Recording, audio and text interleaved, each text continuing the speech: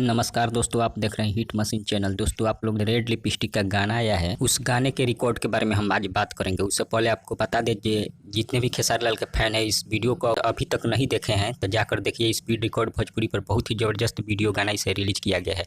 आपको बता दें कि आप लोग स्क्रीन पर देख सकते हैं कि 1 घंटा में 2,69,000 व्यू कंप्लीट कर लिया है इस गाने ने।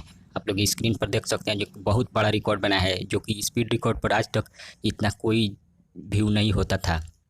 जो कि स्पीड रिकॉर्ड एकदम बैठा हुआ चैनल था, मतलब ज़्यादा व्यू नहीं भागता था। लेकिन आप लोग देख सकते हैं आज खेसारी लाल के गाने ने रिकॉर्ड बना दिया। आप लोग इस गाने को ज़्यादा से ज़्यादा सुने ताकि ये गाना और ज़्यादा व्यू भागे और ट्रेंडिंग में आए। इसलिए आप जितने ज़्यादा हो सके शेयर करें, इस गाने को ज़्यादा से ज़्यादा शेयर करें, एकदम बहुत ज़्यादा शेयर करें, एकदम ट्रेंडिंग में लगे। आज स्पीड रिकॉर्ड को आज एक दिन में 10 मिलियन पुजा दीजिए। तब तक मिलेंगे अगले वीडियो में। धन्यवाद।